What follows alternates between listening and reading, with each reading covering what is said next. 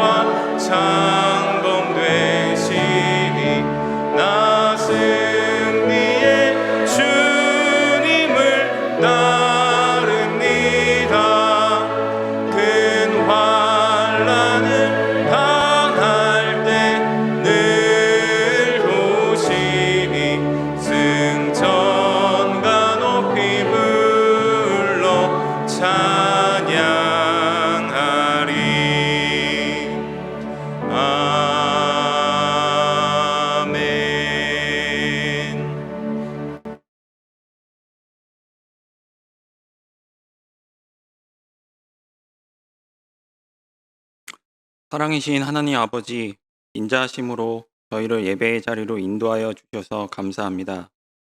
하나님 아버지께서 말씀으로 천지 만물을 창조하셨고 지금도 하늘과 땅에 보이는 것들과 보이지 않는 것들을 하나님 아버지의 주권과 통치 아래 뜻하신 목적대로 운행하고 계심을 찬양합니다. 비록 연약하고 부족하여 넘어지는 저희들이지만 요동치 않는 성심으로 행하시는 하나님 아버지의 은혜에 감사드립니다.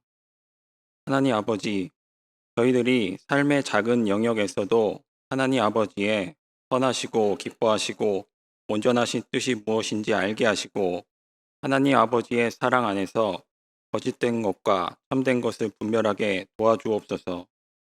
저희들이 하나님 아버지의 사랑을 더 알 수 있게 도와주시고 예수 그리스도를 본받아 사랑을 행할 수 있게 도와주시어 저희들이 세상의 빛이 되고 숨길 수 없는 산 위의 동네가 되게 하옵소서. 이 시간 성령 강림절 선교 특강을 통하여 저희들이 선교에 대한 것을 말씀에 비추어 바르게 알 수 있게 도와주시옵고 저희 각자의 심령에 하나님 아버지께서 가장 좋은 것을 심어 열매 맺게 하옵소서. 자리에 함께하지 못한 성도님들에게도 하나님 아버지와 주님의 은혜와 평강이 충만하게 하시옵고 병상에 있는 성도님들에게 치유의 은혜를 더하여 주시옵소서. 이 시간 말씀을 전하는 교수님에게 성령의 기름을 넘치게 부어주셔서 모든 성도님들에게 은혜로운 시간 되게 하옵소서. 어제나 오늘이나 영원토록 동일하신 예수님의 이름으로 기도하오며 이제 함께 주님께서 가르쳐 주신 기도를 드리옵나니 하늘에 계신 우리 아버지여 이름이 거룩히 여김을 받으시오며 나라가 임하시오며 뜻이 하늘에서 이루어진 것 같이 땅에서도 이루어지리다. 오늘 우리에게 일용할 양식을 주시옵고 우리가 우리에게 죄 지은 자를 사하여 준 것 같이 우리 죄를 사하여 주시옵고 우리를 시험에 들게 하지 마시옵고 다만 악에서 구하시옵소서. 나라와 권세와 영광이 아버지께 영원히 있사옵나이다. 아멘.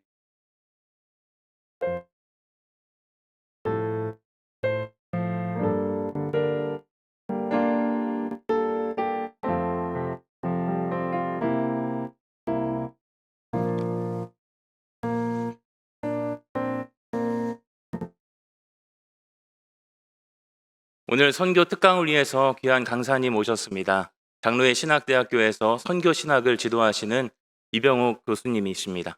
우리 교수님 나오실 때 큰 박수로 환영하겠습니다.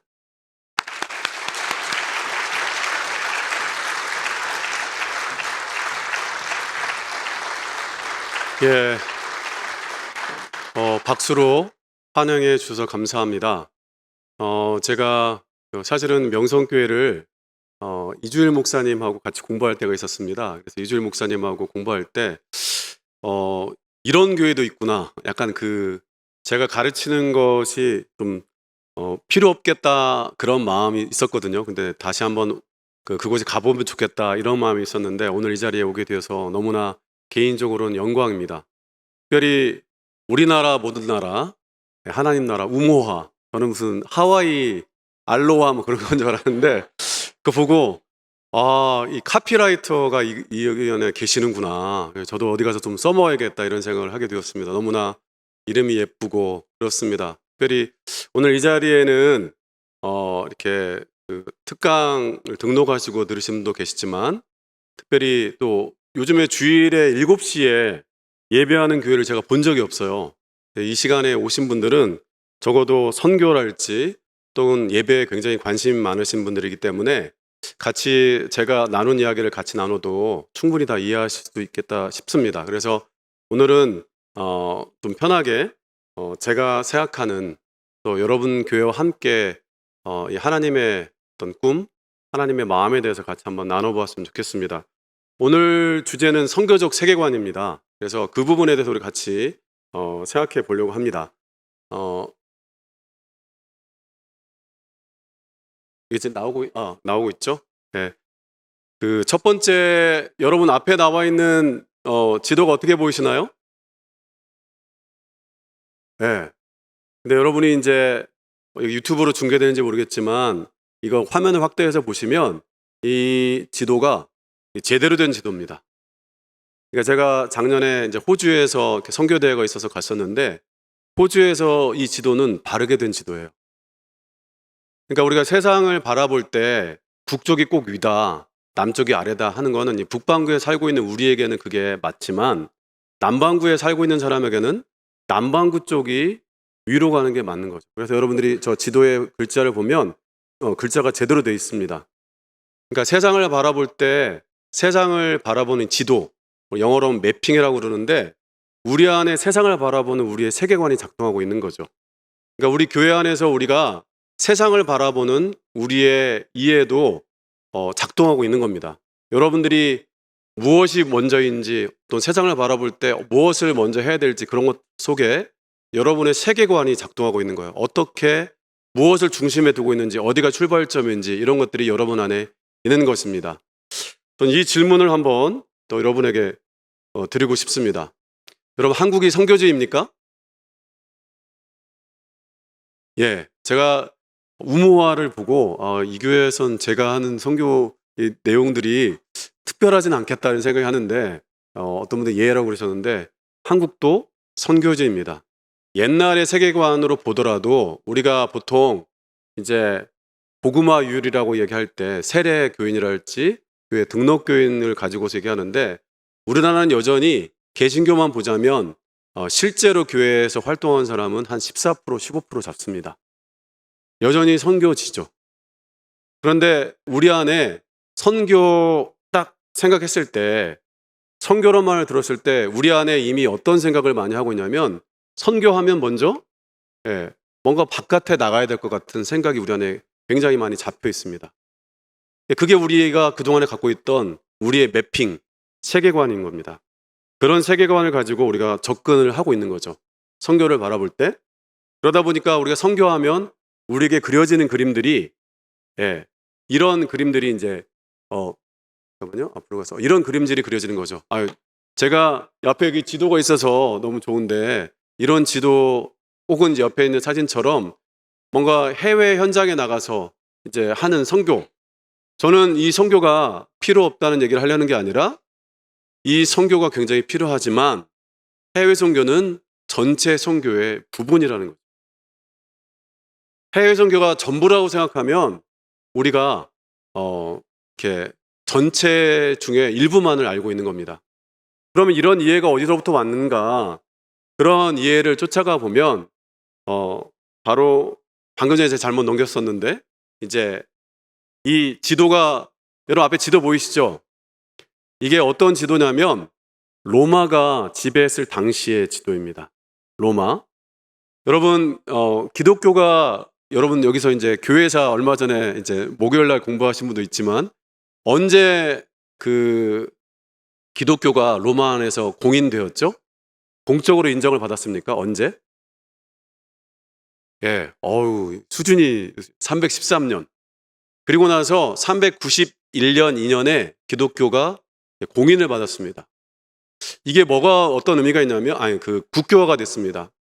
그게 어떤 차이가 있냐면, 일단은 공인받았다는 건 이제 대외적 활동을 할 수 있게 된 거예요. 바깥에서 예배할 수 있고. 전에는 지하학교에 숨어서 예배드리고, 그리고 30년마다 크고 작은 박해들이 있었던 그런 세상을 살다가, 이제는 마음껏 예배하고 이렇게 또 찬양할 수 있는 시대가 열린 거죠.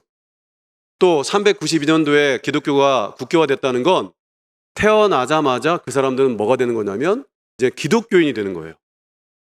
그러니까 여러분, 이 지도가 보면, 여기 보면 여기에 나와 있는 노란색으로 된 지점은 기독교가 되는 거고, 밖에 있는 데가 비기독교인이 사는 거죠. 그러면 선교는 어떻게 되는 거예요? 로마 바깥으로 나가는 게 선교가 되는 겁니다. 그러니까 선교는 뭐예요?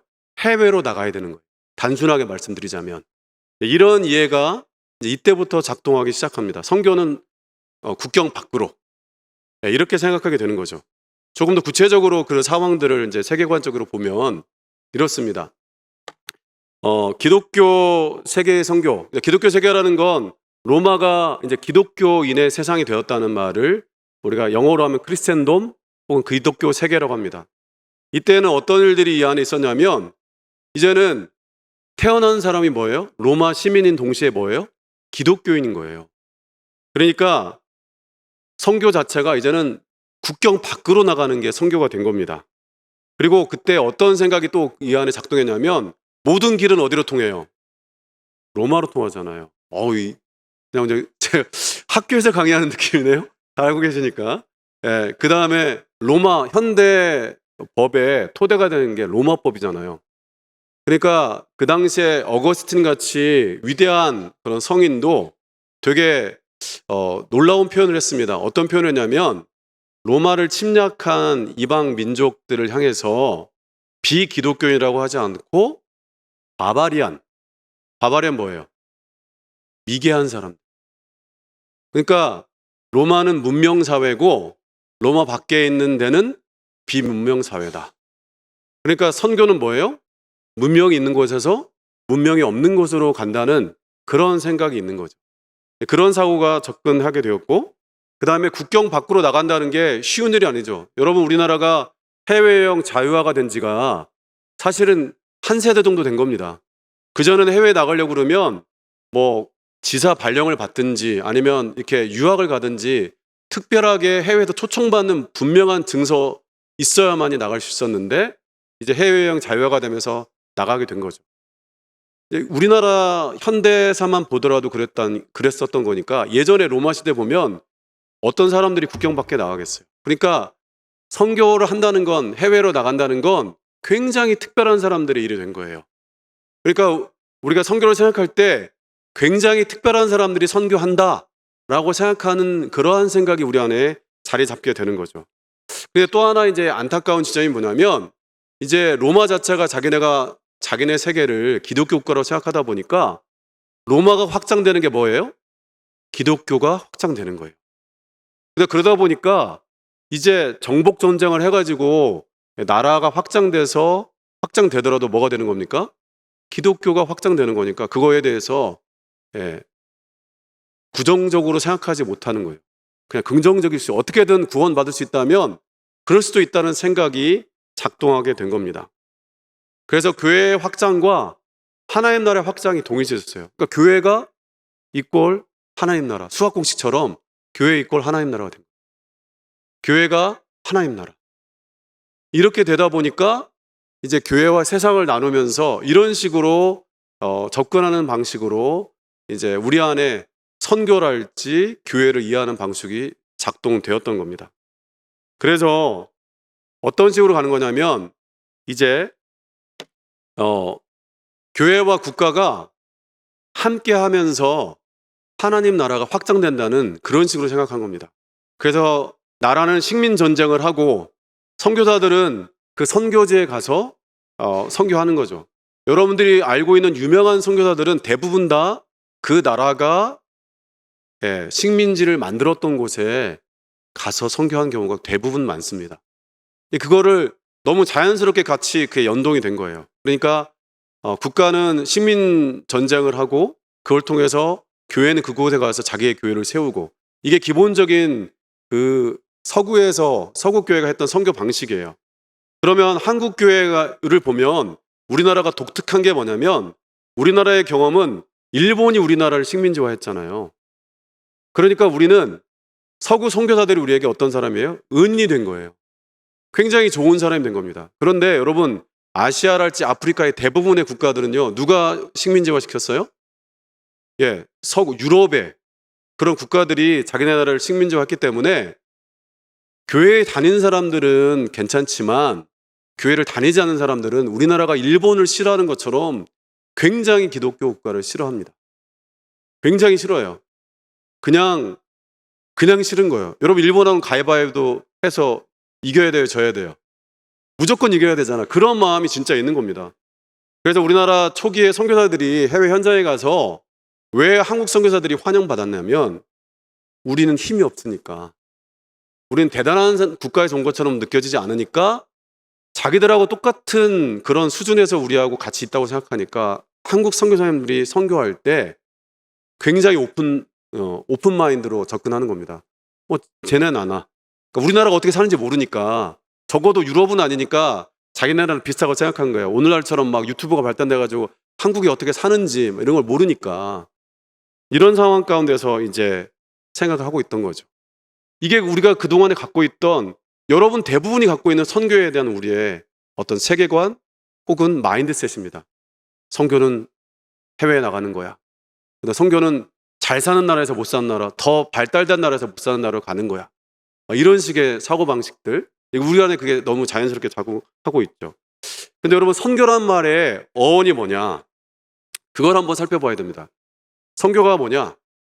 선교란 말은 사실은 영어의 미션이란 말을 그대로 옮긴 겁니다.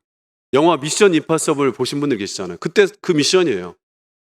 근데 이 말이 어디서부터 왔냐면 원래는 아포스텔로, 보내다라는 헬라어를 라틴어로 옮긴 표현이 미토입니다. 미토. 여러분, 이거 알 필요 없어요. 그렇지만 어떻게 왔는지는 한번 이렇게 살펴볼 필요가 있죠. 근데 이게 미토라는 말의 명사가 미시오, 보냄, 파송, 이게 선교의 원래 뜻입니다. 그러니까 보냄이란 말, 파송이란 말이 선교의 원래 뜻이에요. 그래서 우리가 아포스톨로스라고 하는 사도라는 말은 원래 뜻이 보내심을 받은 자, 이게 원래 뜻이에요. 그걸 뒤에서 조금 더 다시 한번, 지금 여러분이 이게 무슨 말인지가 잘 와닿지 않는데 어떤 맥락인지 제가 이것을 조금 더 말씀을 통해서 깊이 한번 살펴보겠습니다. 다시 한번 반복하자면 선교는 뭐다? 따라잡시다. 보냄, 파송. 이게 원래 선교라는 말의 문자적 의미예요. 어쨌든 너무나 문자적으로 봐서는 안 되지만 적어도 원래 뜻이 뭔지는 알고서 우리가 선교에 접근해야 되죠. 그러면 이걸 가지고서 저희가 한번 본문을 같이 한번 읽어보겠습니다. 요한복음, 요한 1서 4장 7절부터 13절입니다. 요한 1서 4장 7절부터 13절. 요한 1서 4장 7절부터 13절. 우리 여러분 요즘은 우리 여성이 먼저 읽어야 됩니다. 알고 계시죠? 지저스 퍼스트고요. 그 다음에 레이디스 세컨드고 애니멀 라스트라고 그게 일반화됐기 때문에 우리가 여성 우리 분 있고 우리 자매님들 있고 형제님 있고 이렇게 교대로 읽어가겠습니다. 시작.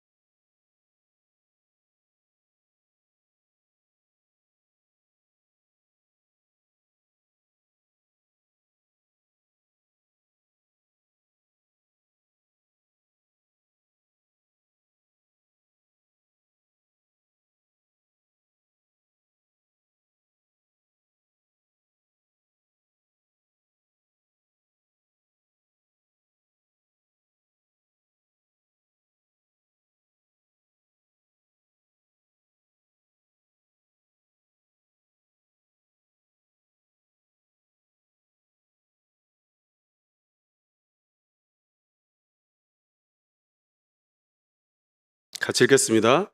그의 성령을 우리에게 주심으로 우리가 그 안에 거하고 그가 우리 안에 거하신 줄을 아느니라. 아멘. 말씀도 또박또박 잘 읽으시고 감사합니다.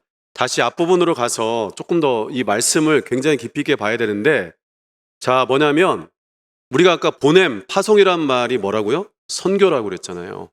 그런데 뭐라냐면 이 말씀 가운데 중요한 지점이 있는데 하나님은 사랑이라고 그랬어요. 그렇죠? 그런데 그 하나님의 사랑이라는 것은 어떻게 세상에 드러나냐면 성부 하나님께서 성자를 세상에 보내심으로 다른 게 없어요. 그거를 바로 성경은 뭐라고 했다고? 하나님께서 세상을 사랑하신 거라는 거예요. 여러분 이게 정말로 중요한 얘기입니다. 그런데 뒷부분까지 연결해서 보자면 여러분 세상 사람들은 이거를 우리가 사랑이라고 고백하지 않는데 여러분 이거를 왜 하나님의 사랑이라고 우리는 고백하는 거예요? 그거는 13절에 나와 있는 것처럼 성령이 우리 안에 거하셔서, 여러분 로마서 8장에도 그러잖아요. 우리가 아바 아버지라 부를 수 있는 것, 예수를 그리스도 고백하는 것 다 누구의 역사인 거예요? 성령께서 하시는 겁니다. 그러니까 우리가 세상 사람들은 아니 성부께서 성자를 세상에 보내신 이 사건을 어떻게 사랑이라고 고백할 수 있을까? 내 힘으로 고백하는 게 아니라 그것을 사랑이라고 말할 수 있는 것은 여러분 안에 성령께서 계시는 줄로 믿습니다. 그러니까 무슨 얘기냐면 하나님께서 이 땅에 독생자 예수 그리스도를 보내심, 그 선교가 하나님이 하신 일이고 그것의 출발은 뭐다? 하나님의 사랑이라는 거예요. 이게 굉장히 중요한 메시지가 있어요. 근데 중요한 건 뭐냐면 이 사랑이라는 것은요 혼자 하는 게 아니잖아요. 혼자 하는 게 아니잖아요. 그죠? 그래서 우리가 교회에서는 참 어렵게 이게 참 자주 다루지 않지만 우리가 흔히 말하는 게 뭐예요? 삼위일체 하나님. 왜 하나님은 사랑이라고 말할 수 있냐면 처음서부터 하나님은 성부, 성자, 성령 삼위로 함께 하시기 때문에 그분은 하나님이신 거예요. 그분은 사랑이신 겁니다. 사랑이라는 게 혼자 할 수 있는 게 아니라 처음서부터 관계적으로 해야 되는 거니까, 그래서 하나님은 사랑이신 겁니다. 그 하나님께서 함께하는 그 사랑의 관계 가운데로 우리를 불러들이시는 게 하나님의 사랑 그리고 하나님의 선교의 목적입니다. 이걸 조금 더 구체적으로 제가 한번 조금 정리하고 넘어가 보면 하나님의 사랑, 하나님의 사랑이 있는데 그 하나님이 사랑이신 건 성부와 성자와 성령이 함께 하시는 거고, 그 다음에 우리가 하나님의 사랑을 고백할 수 있는 건 성부께서 성자를 이 땅에 보내신 그 사랑 때문이고, 우리가 그것을 사랑이라고 고백할 수 있는 것은 우리 안에 성령이 계시기 때문이라는 거예요. 삼위 하나님께서 우리 관계 가운데 역사하시기 때문에 그렇게 말씀하는 겁니다. 그래서 하나님의 사랑, 그 하나님의 사랑이 세상에 나타나는 그 사랑하심이 바로 하나님의 선교라는 거예요. 그러니까 선교라는 말을 우리가 너무나 굉장히 복잡하게 생각하는데, 단순하게 말하면 하나님의 사랑이 세상에 나타나는 것, 그게 바로 하나님의 선교인 것입니다. 조금 더 구체적으로 연결해서 말씀 가운데 또 보겠습니다. 그 다음 글씨가 좀 작은데 요한복음 17장 18절부터 23절까지, 자, 우리 자매님들만 먼저 읽으면 좀 서운하니까 이번에는 우리 형제님들부터, 형제라고 해서 죄송합니다. 우리가 다 형제 자매니까 어쨌든 그렇게 남성분들이 먼저 읽고 여성분들이 읽고 그렇게 이번엔 하겠습니다. 같이 한번 읽어볼까요? 시작.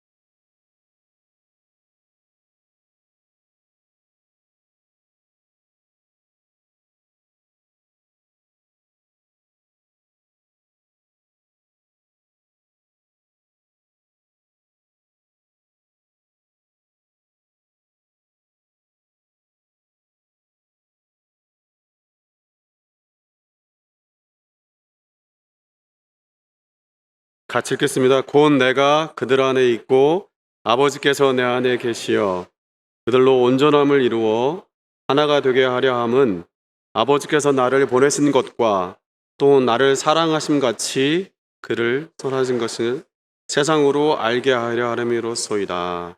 아멘. 이 말씀에 대해서 간략하게 제가 설명을 하고서 여러분하고 같이 가야 되는데, 여러분 이 말씀을 통해서 여러분이 보는 것처럼 이건 예수님께서 대제사장적 기도, 십자가에 달리시기 전에 다른 이제 마태, 마가, 누가에서는 겟세마네에서 기도했는데, 요한복음에만 나오는 또 대제사장적 중보 기도입니다.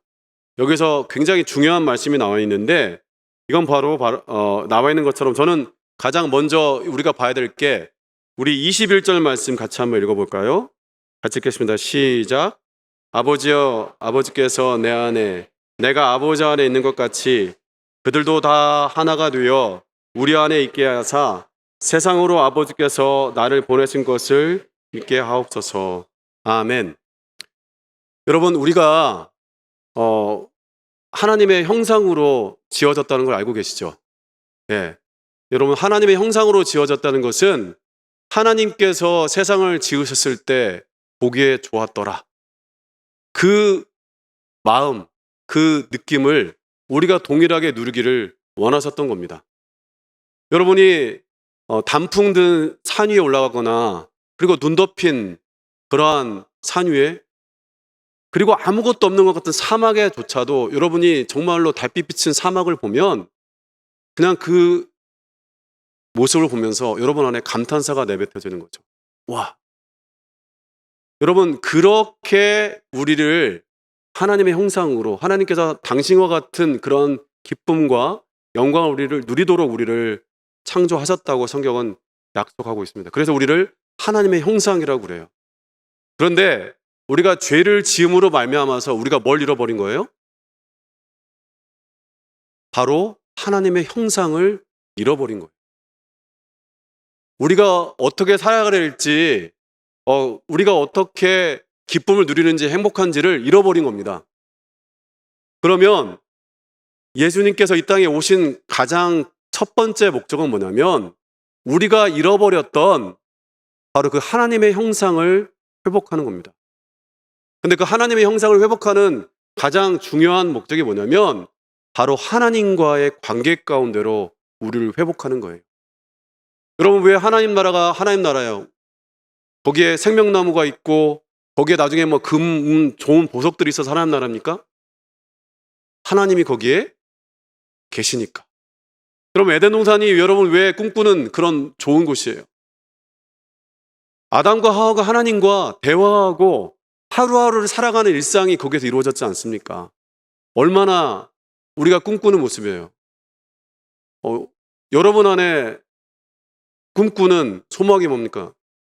저는 제가 기도할 때 가장 많이 들었던 마음들이 뭐냐면 예전 곡으로 제가 외웠기 때문에 그렇지만 예수를 생각만 해도 예수를 생각만 해도 이렇게 좋거든 주 얼굴 배울 때야 얼마나 좋으랴. 여러분 그런 나라를 소망하십니까? 저는 기도 안 되면 이 찬양을 하면서 되게 위로를 받는데 예수님께서 이 땅에 오신 가장 중요한 것은 바로 우리와 하나님의 그 관계 가운데로 우리를 회복하시는 거죠. 이게 너무나 중요한 부분입니다. 그래서 여기에 말씀 가운데 아버지께서 내 안에 그리고 내가 아버지 안에 있는 것 같이 여러분 우리가 부부가 결혼하고 부모 자식 가운데 사랑이 있고 친구 가운데 사랑이 있고 남녀 간에 사랑이 있고 그렇지만 세상에 있는 모든 사랑의 출발점이 어디에 있는 거예요? 여러분 세상이 아름답게 창조된 것은 창조자 안에 아름다움 없이 창조가 될 수 있을까요? 그 사랑의 출발점이 바로 하나님이신 겁니다. 그러니까 우리 안에 수많은 사랑을 고백하지만 그 사랑의 출발점이 하나님이신 거예요. 그 삼위일체 하나님이 세 분 하나님께서 사랑의 관계 가운데 계신 그 사랑으로부터 우리의 사랑이 출발하고 있는 겁니다. 그래서 그 사랑의 관계 가운데로 아버지께서 내 안에 내가 아버지 안에 있는 것처럼 우리를 그 안으로 불러들이시는 그 첫 번째 초대가 바로 예수님의 십자가 그 보혈을 통해서 우리를 그 길로 다시 인도하시는 겁니다. 여러분 믿으십니까?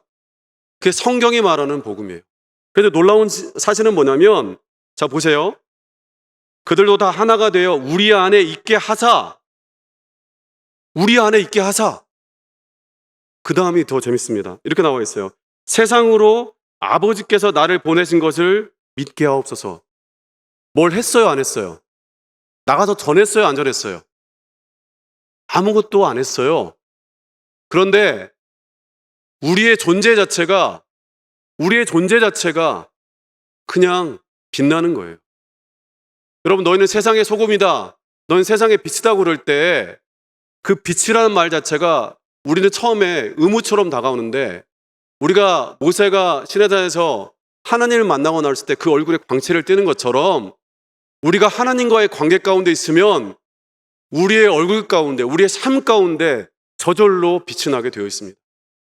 근데 그 빛은 세상이 잘 살 때 밝을 때는 드러나지 않지만 아까 우리 기도자께서 말씀하신 것처럼 산 위의 동네라는 건 뭐예요? 언제 산 위의 동네가 드러납니까? 정말로 이스라엘 사람들은 산 위의 동네를 지었거든요. 거기가 더 선선하고 또 거기가 더 요새처럼 지을 수 있으니까 그 동네들이 언제 드러나는 거예요? 저녁에 불을 켜면 거기에 사람 사는 게 보이는 겁니다. 산 위의 동네라는 게 처음엔 드러나지 않다가 어둠이 임했을 때 그것이 비친 걸 알게 되는 거예요. 우리가 뭘 하는 게 아니라 우리가 하나님과의 관계 가운데 있으면 우리가 하나님을 예배하면 하나님을 찬양하면 우리의 삶 자체가 빛이 나고 우리의 삶 자체가 맛이 있게 되는 겁니다. 우리가 뭘 하는 게 아니에요. 그 관계 가운데 있으면 저절로 그렇게 되는 겁니다. 그게 먼저예요. 그 관계 가운데로 우리를 불러들이시는 겁니다. 그래서 이렇게 우리가 정리해 볼 수가 있습니다. 하나님의 사랑은 하나님의 형상의 회복인데 하나님과의 사랑의 관계 가운데로 우리를 부르시는 거예요. 이게 바로 선교의 출발점입니다. 여러분 선교라는 게 자 교회 밖에 나가가지고 자 예수 믿으십시오 이렇게 하는 게 아니라 선교의 출발점이 하나님의 사랑이라면 우리가 하나님의 사랑의 관계 가운데 그 관계가 맺어지는 그 순간 그 순간 이미 선교는 시작되고 있는 줄로 믿습니다. 이미 선교는 거기서부터 출발하고 있는 거예요. 우리가 예배하고 말씀 듣고 우리가 훈련받고 있는 이 순간 속에서 우리의 선교는 출발하고 있는 거예요. 이게 굉장히 중요합니다. 자, 예수님이 아이들하고 여기 여러 인종이 있는 아이들하고 뜸뜨는 장면이 나오는데 제가 이것을 왜 가져왔냐면 세 분 하나님이 함께 하신다는 말을 신학적 용어로 여러분 뭐 듣고 흘려보내세요. 헬라어인데 페리코레시스라고 그래요. 페리코레시스. 이렇게 말하면 꼭 받아 적으시던데 페리코레시스. 근데 그 말을 우리말로 옮기면 뭐냐면 집단 춤이에요. 함께 추는 춤, 군무. 그러니까 여러분 소아시아 지역에서 서로 계속 상대방을 교체하지만 손과 손이 계속 이어지잖아요. 떨어질 때 떨어지지 않는 그 춤. 그게 페리코레시스예요. 세 분 하나님이 그 사랑의 관계 가운데 있는데 여러분 우리가 하나님과의 관계 가운데 있다는 건 그분과의 이런 잔치 같은 춤추는 그런 우리의 삶이 있는 겁니다. 그래서 이것도 옛날 찬양이지만 너는 왜 항상 우니 너는 왜 항상 우니 슬퍼도 눈물 나 저만 하는 것 같은데 그 의미가 뭡니까? 그냥 내 삶 속에 그분이 있다는 것만으로 생각나면 미소 지어지고 기쁨이 있고 주일날 7시에 이 오후 예배 시간이 어떤 사람들은 피곤한 시간이지만 말씀을 삼아오고 무언가를 배우려는 사람에게는 기다려진 시간이 되는 것 같은 그런 느낌이 우리가 있는 거죠. 이게 바로 출발점이죠. 그러니까 하나님께서 우리를 당신께로 부르심, 우리를 이거를 소명이라고도 말할 수 있어요. 우리의 소명이라는 게 뭔가 대단한 게 아니라 그냥 우리의 삶의 자리에서 당신의 관계 가운데로 부르시는 게 바로 출발점이라는 겁니다. 그러면 여기서 두 번째 단계로 나아가는데 두 번째 단계는 우리 같이 한번 읽어볼까요? 시작.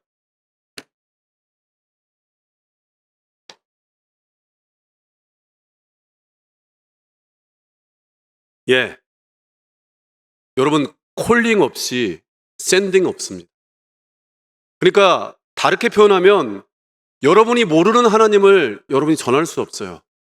여러분에게 미소가 지어지지도 않고 여러분에게 감동이 없는 하나님을 세상의 수학 공식처럼 전할 수 없습니다. 워십이라는 것 자체가 그분이 내 삶에 가치 있다는 거잖아요. 나의 가치가 그분에게 있다는 것이 내 삶 가운데 있을 때 사람들도 알게 되는 거예요. 어두울 때, 세상이 편안할 때는 모르지만 인생의 위기를 닥칠 때 어려운 순간이 오면 우리에게 질문하게 되어 있어요. 넌 어떻게 그렇게 살 수 있어? 넌 무엇 때문에 그렇게 기쁠 수 있어? 넌 어떻게 그 순간에도 그렇게 할 수 있어? 라는 질문을 하게 되는 겁니다. 항상이 아니라 어느 시점이 주어지게 됩니다. 근데 중요한 건 뭐냐면 하나님께서 우리를 그렇게 세상으로 보내셨다는 겁니다. 하나님이 세상을 정말로 사랑하셔요. 우리를 부르신 것은 우리만 부르신 게 아니라 우리를 통해서 세상을 부르시길 원하시는 하나님의 꿈이 있기 때문입니다. 자, 조금 더 구체적으로 볼까요? 성경은 뭐라고 말했냐면 세상을 향한 하나님의 관심과 사랑이 있다고 그랬습니다. 우리가 읽었던 본문 가운데 계속해서 세상에 보내셨다고 그랬고 그 다음에 우리가 잘 아는 것처럼 요한복음 3장 16절 뭐예요? 하나님이 세상을 이처럼 사랑하사 독생자를 주실 만큼 사랑한 세상이에요. 여러분 옷 벗고 춤추는 노아를 흉봤던 그런 자녀에 대해서 성경은 책망하지 않습니까?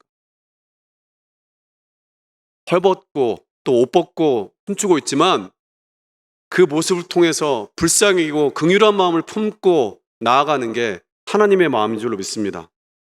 두 번째는 뭐냐면 예수님의 정체성. 우리가 아까 읽었던 것처럼 요한복음 17장 18절도 그렇고 요한복음 20장 21절도 뭐라고 나오냐면 우리 거기 말씀을 같이 한번 읽어볼까요? 같이 읽겠습니다. 시작. 아버지께서 나를 보내신 것 같이 나도 너희를 보내노라. 여러분 예수님은 끊임없이 뭐라고 고백했냐면 나는 뭐예요? 보냄을 받았다. 나는 보내신 자의 뜻을 행하러 왔다.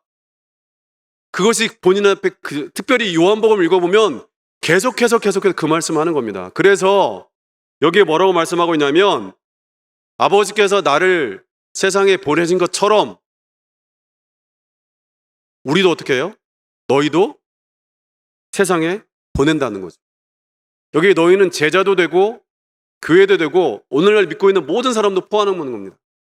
그러니까 우리가 세상 가운데 우리가 보내진 것은 바로 하나님의 그 계획 가운데 있는 겁니다.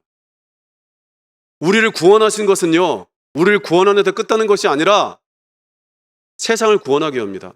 이스라엘 백성을 제사장 나라라고 했는데 여러분 제사장은요, 하나님과 세상 사이의 중보자인 거예요. 그러니까 이스라엘 백성이 제사장 나라라는 것은 우리를 통해서 어떻게 하겠다는 거예요?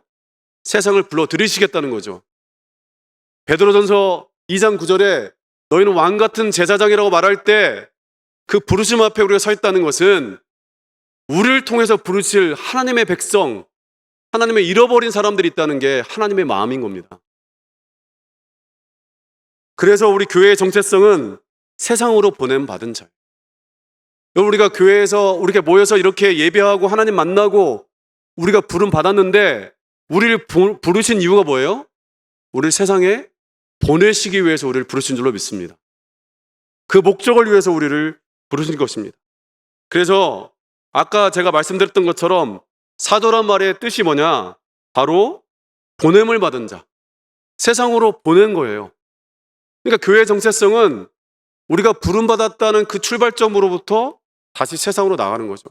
우리가 하나님을 예배하고 목사님 말씀을 듣고 거기서 끝이 아니라 그 말씀대로 세상에 가서 그냥 살아내는 것만으로도, 그래서 뒤에 나와 있는 것처럼 세상의 소금, 세상의 빛인 거예요. 여러분, 그냥 너희는 소금이다, 너희는 빛이다 하지 않았어요. 너희는 세상의 소금이다, 너희는 세상의 빛이다 그랬어요. 그건 무슨 말이에요? 너희를 필요로 한다는 거예요. 너희의 맛을 필요로 하고 너희의 빛을 필요로 한다. 너희 없이는 살 수 없다는 거예요. 세상이 우리를 욕하고 비난할지라도 여전히 소금이 필요합니다. 여전히 빛이 필요합니다. 그런 맥락에서 우리는 이 점을 굉장히 중요하게 생각해야 합니다. 세 번째로, 하나님의 선교는, 우리 같이 한번 읽겠습니다. 시작. 하나님의 선교는 복음을 통해 구체적으로 드러납니다. 자, 이게 무슨 말이냐? 조금 더 구체적으로 읽어보겠습니다. 우리 로마서 10장 14절부터 15절, 우리 이건 같이 읽겠습니다. 시작.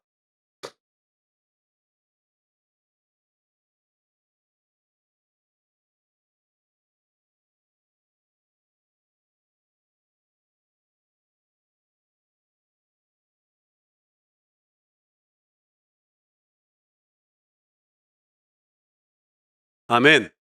자, 로마서 10장 14절에 15절에 나오는 말씀인데요.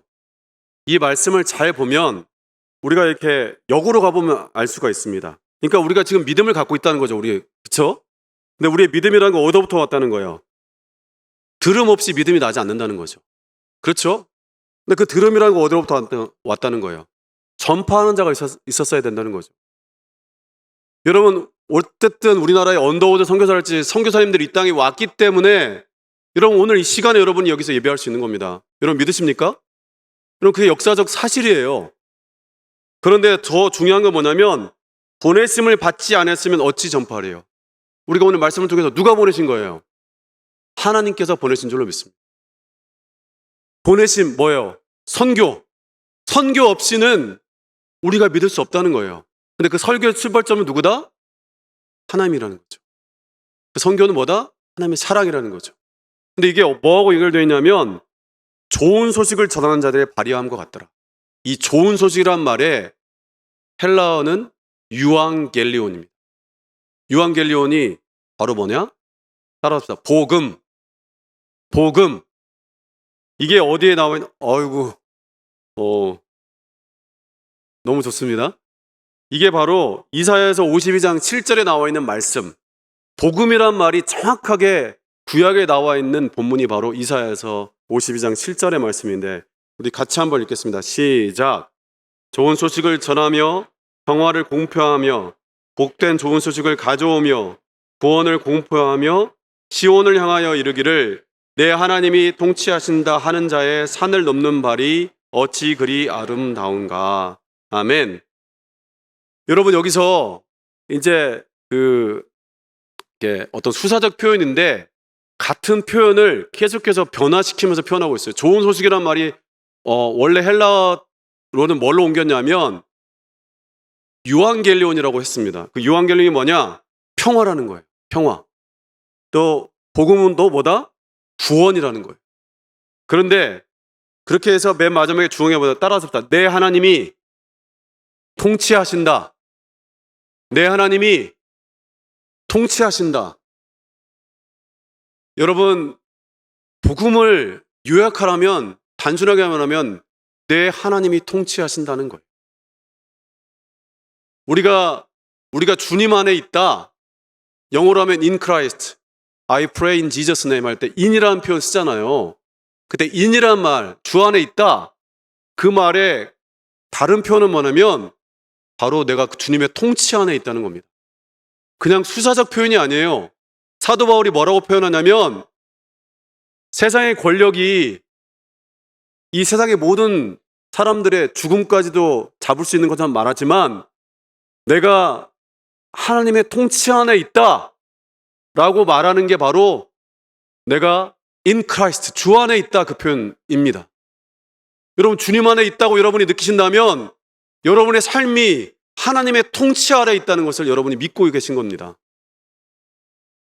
그 말은 무슨 말이냐면 우리가 죽어서가 아니라 이 땅에서부터 우리가 하나님의 통치를 받고 있다면 우리는 이 땅에서부터 복음을 누리고 복음을 살고 있는 줄로 믿습니다. 이게 굉장히 중요한 말씀입니다. 자, 그래서 유앙겔리온이라는 뜻이 뭐냐? 이게 좋은 소식인데 원래 유앙겔리온이라는 말은 황제의 즉위랄지 전쟁의 승리를 나타내는 표현이었어요. 그러니까 여러분, 초대교회 때 유앙겔리온이라는 말을 사람들이 들었을 때 처음 듣는 표현이 아니야. 다 알고 있어. 그게 무슨 표현인지 알아. 근데 교회 다니는 사람들이 유앙겔리온이래. 야, 니네가 무슨 황제가 있어? 니네가 어떻게 세상을 통치한다는 거야? 그래서 사도 바울이 뭘 비교하는 겁니까? 세상의 시민권과 하늘의 시민권을 비교하는 거잖아요. 여러분의 시민권은 어디에 있습니까? 여러분이 정말로 하나님의 통치 아래 있다면 여러분이 하나님의 시민권, 하늘의 시민권을 갖고 이 땅에서부터 하나님의 통치 아래 있는 줄 믿습니다. 여러분, 그렇게 살아가는 게 우리가 복음 아래 살아가는 거예요. 그냥 영원권 그 정도의 수준에 멈춰 있는 게 아니라 우리의 삶의 주권이 하나님 앞에 있다는 겁니다. 그래서 예수 복음의 중심은 하나님 나라예요. 아까 예수님이 뭐라고 했어요? 난 보냄받았다. 예수님의 메시지에 가장 계속해서 반복적으로 나오는 게 뭐냐면 하나님의 나라. 여러분, 주님 주기도문에도 뭐예요? 계속해서 반복적으로 나오는 게 바로 하나님의 나라입니다. 근데 우리가 이게 왜 헷갈리냐? 이것 때문에 헷갈리는 거예요. 오늘날 우리가 하나님의 나라라고 할 때 우리가 민주국가에 살잖아요. 대통령 뽑을 때 여러분이 투표해서 뽑잖아요. 그러다 보니까 이 나라가 나 때문에 존재하는 것 같아. 그렇게 헌법이 우리부터 나온다고 하잖아요. 근데 여러분, 하나님의 나라의 원래 헬라어 표현은 바실레아 투 테우예요. 그게 무슨 말이냐? 하나님의 왕국입니다. 그럼 왕국과 민주주의국가의 차이는 뭐예요? 왕이 통치하는 나라. 왕으로부터 모든 권력이 나오는 거예요. 여러분, 이게 굉장히 듣기 싫지만 창세기로부터 요한계시록까지 동일하게 나오는 가장 중요한 메시지는 하나님이 창조자시다. 그 말은 하나님이 이 세상의 주권자시다. 하나님이 이 세상을 통치해 가신다는 거예요.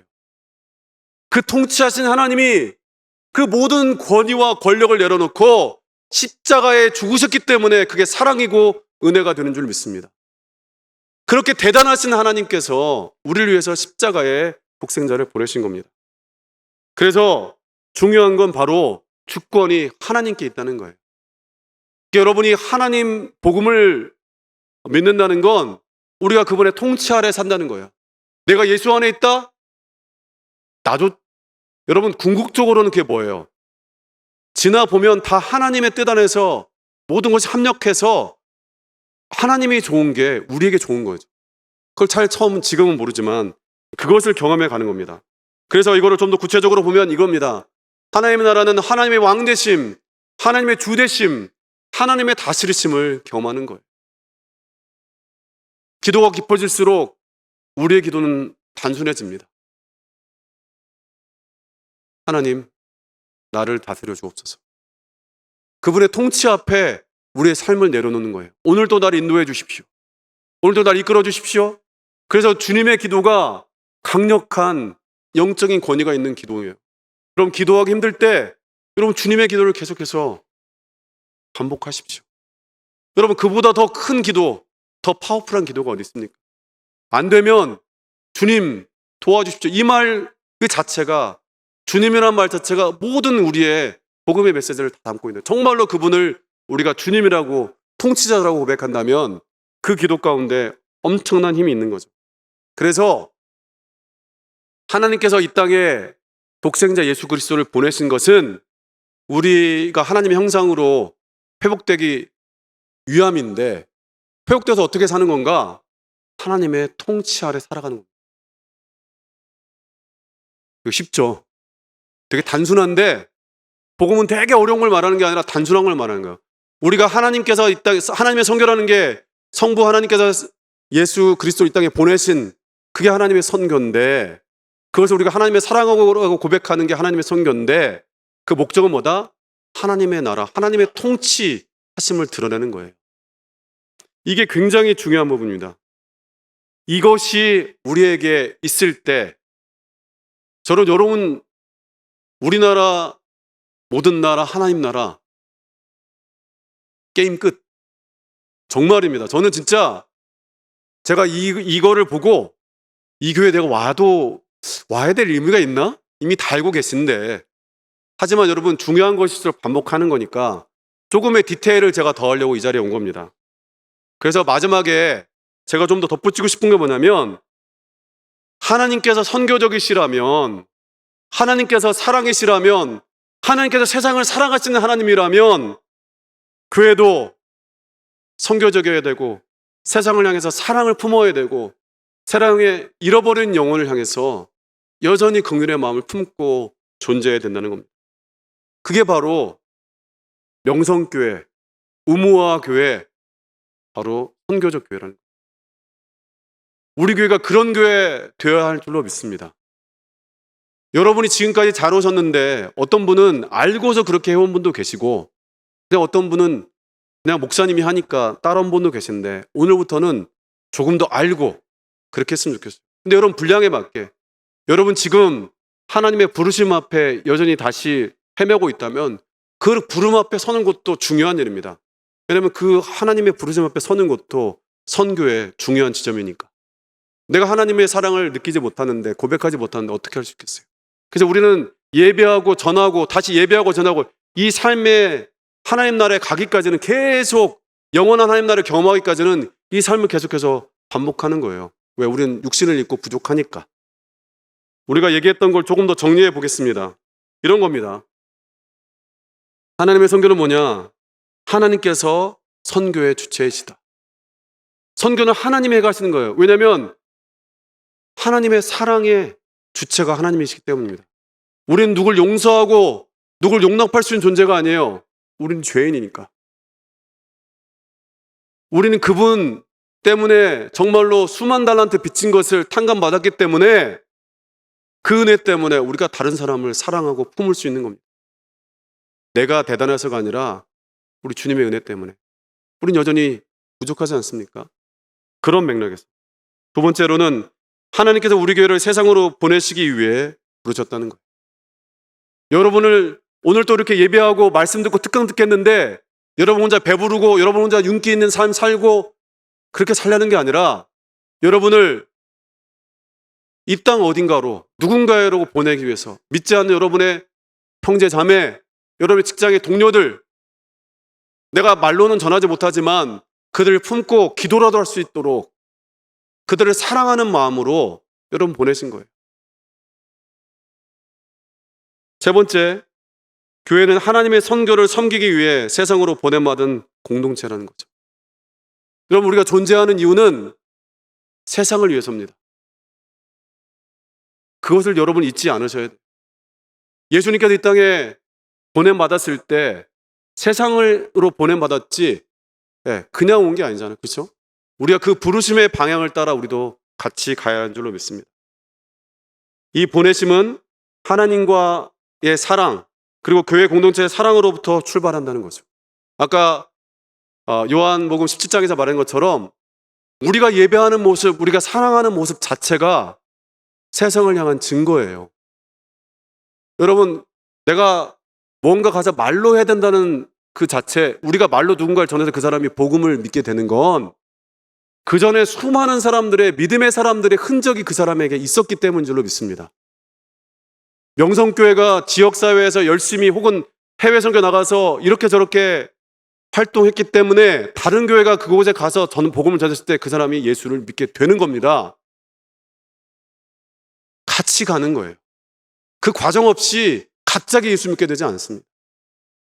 여러분이 어떻게 모이고 어떻게 돈을 쓰고 어떻게 소비하고 어떻게 부동산을 구입하고 이것이 여러분이 믿는 복음이고 이것이 여러분이 믿는 하나님의 통치의 방식인 줄로 믿습니다. 그 밖에 없어요. 세상 사람들 그것을 보면서 하나님의 사랑을 보는 것입니다. 말씀을 정리하겠습니다. 저는 명성교회가 정말로 선교적 교회라고 믿습니다. 여러분의 우무화, 이 목사님을 통해서 주어진 비전, 저는 제가 처음 들었을 때도 제가 놀라웠던 게 뭐냐면 이미 제가 가르쳐야 될 것을 그 교회가 이미 하고 있다는 것에 놀랐고 그런 맥락에서 성령께서는 이미 우리 안에 역사하고 계신다는 것을 제가 알았기 때문에 굉장히 놀랐던 기억이 있습니다. 선교적 교회는 뭐냐?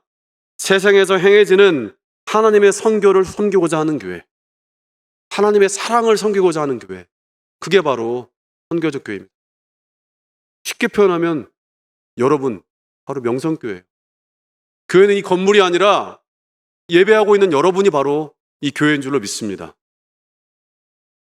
그래서 교회는 세상으로 파송받은 공동체이고 하나님께 역사하는 모든 곳이 선교지라는 거죠. 여러분이 살아가고 있는 삶의 자리, 요즘은 여러분 세대 안에서 부모님은 믿지만 자녀가 믿지 않는 경우도 있잖아요. 가정이 선교지가 되는 거고 여러분이 살고 있는 그런 지역사회가 선교지가 될 수도 있는 거고 그러니까 우리가 서 있는 자리가 선교 현장인 거예요.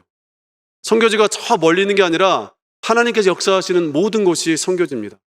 저는 그래서 아프리카에서 들어와서 제하고 수업하고 있는 친구한테 무슨 얘기를 하냐면 우리가 당신의 나라에 가서 복음을 전하듯이 당신의 나라 사람들도 우리에게 와서 복음을 좀 전해주십시오. 왜냐하면 우리가 보지 못하는 것, 우리가 보지 못한 영혼들을 당신들이 볼 수 있기 때문에 우리는 같이 선교하는 동역자지 우리는 보내고 상대방 일방적으로 받는 그런 선교는 아니라는 거죠. 그래서 우리 모두는 각자의 자리에서 선교사란 말이 여러분 부담스럽다면 그냥 보냄받은 자라고 그렇게 이해하시면 되겠습니다. 이게 바로 오늘 우리가 가져야 될 선교적 세계관의 그림입니다. 그동안에 우리가 해외에 나가서만 그것도 선교지만 그보다 더 큰 그림의 선교, 그런 선교적 세계관을 가지고 살아가는 여러분 되시기를 주님의 이름으로 축원합니다. 혹시 여러분 질문 있으시면 잠깐 질의응답 받는 시간을 갖도록 하겠습니다.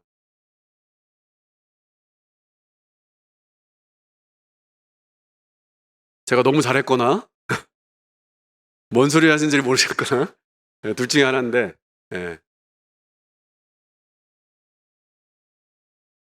자, 그러면 지금 이 시간에 잠깐 눈을 감고 여러분 안에 하나님의 관계가 힘드신 분들이 있다면 다시 한번 하나님의 관계를 회복하고 싶어요. 여러분 그게 왜 중요하냐면 여러분이 하나님의 사랑을 모르는데 어떻게 누군가에게 하나님 이렇게 사랑하신다고 말할 수 있겠습니까? 그걸 위해서 기도했으면 좋겠고 여러분 안에 그 하나님의 사랑을 경험하고 있다면 그 사랑이 흘러갈 곳, 그 여러분 주변의 선교지는 어디인가, 나를 보내시는 것이 어디인가를 놓고 기도했으면 좋겠습니다. 여러분의 가정일 수도 있고요, 여러분 직장일 수도 있고, 여러분이 살고 있는 여러분의 지역일 수도 있습니다.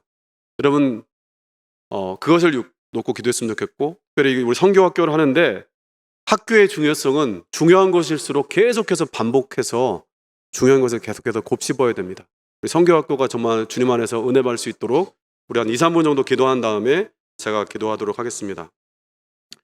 사랑으로 충만하신 아버지 하나님, 오늘 이 밤에 하나님, 저희가 하나님 세상을 향하는 저희의 아버지 하나님 정말로 세계관 기도했습니다. 하나님, 저희의 힘과 능력이 아니라 하나님의 아버지 힘과 능력으로 아버지 이런 일을 감당하게 도우시기 원합니다. 하나님, 우리 안에 정말 하나님의 사랑과 하나님의 은혜를 놓친 자들이 있다면 다시 한번 하나님의 사랑과 은혜를 다시 한번 회복하는 시간이 되길 원합니다. 정말 나를 사랑하셔서 아버지 독생성자 예수 그리스도를 이 땅에 보내신 것이 하나님의 사랑인 줄로 믿고 그것이 나를 얼마나 아버지 그 사랑 가운데 부르신지를 다시 한번 깨닫게 해주시기 원합니다. 하나님, 그것이 나에게 사랑으로 느껴진 부분이 있다면 그 사랑을 들고 세상을 향해서 나아가길 원합니다. 아버지 하나님, 저희를 부르신 곳, 보내신 곳 아버지 그것을 향해 나아가길 원합니다.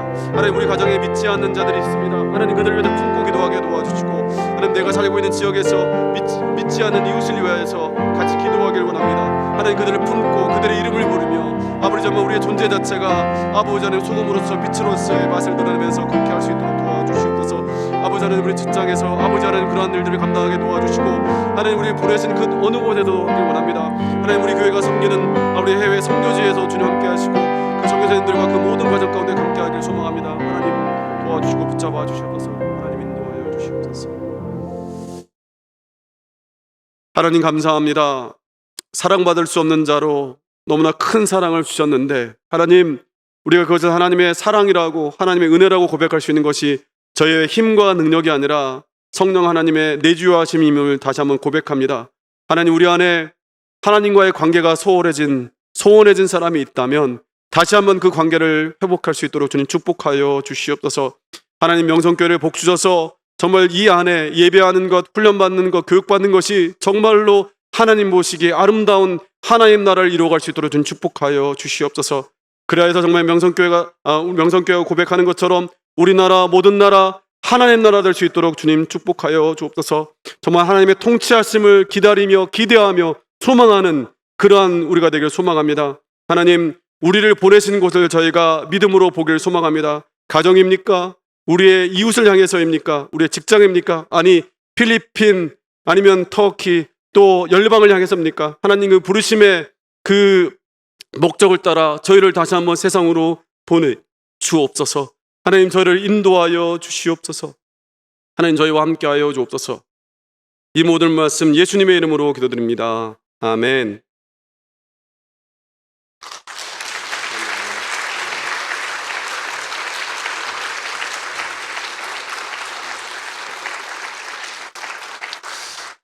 귀한 말씀 감사합니다. 다 함께 일어나셔서 찬송가 323장으로 하나님께 찬송 올려드리겠습니다. 우리 옆에 분들과 선교적 삶을 삽시다 함께 인사하겠습니다. 선교적 삶을 삽시다. 아멘. 찬송가 323장입니다.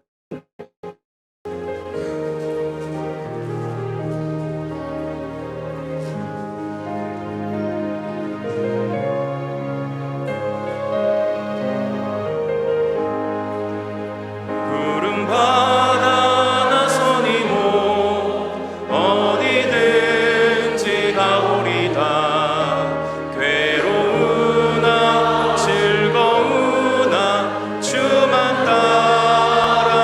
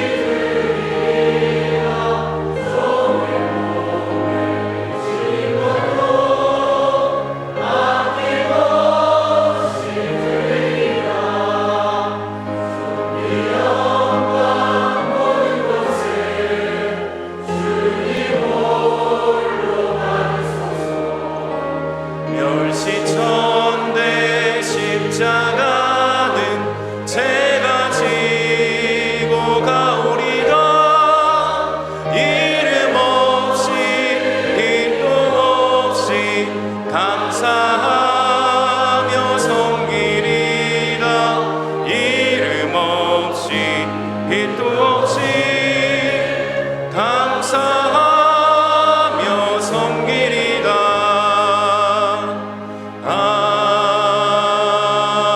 아멘.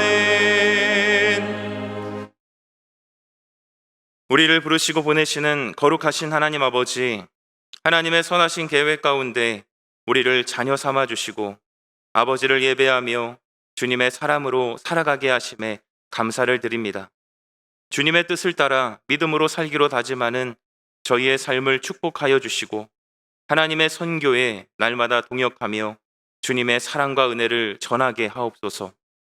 보내시는 분도 하나님이시오 이루어 가시는 분도 하나님이시오니 주님의 자비하심이 삶의 현장으로 세상 곳곳으로 퍼져가게 하옵소서.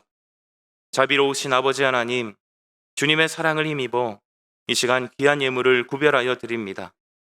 아버지의 사랑에 비하면 부족할 때 이룰 수 없으나 우리의 마음과 정성을 담아 드리오니 주여 이 예물을 기쁘게 받아 주시옵소서. 물질이 쓰이는 곳곳마다 그리스도의 향기가 나타나게 해주시고 하나님의 마음과 뜻이 온전히 이루어지게 역사하여 주시옵소서. 이 모든 간구를 예수 그리스도의 이름으로 기도드리오며 이제는 길이요 진리요 생명이신 우리 구주 예수 그리스도의 은혜와 하나님 아버지의 크신 사랑하심과 우리로 선교적 삶을 살게 하시는 성령님의 교통하심이 이곳에 모인 주님의 자녀들과 주님의 몸 되신 교회 위에 영원히 함께 계시기를 간절히 축원하옵나이다. 아멘.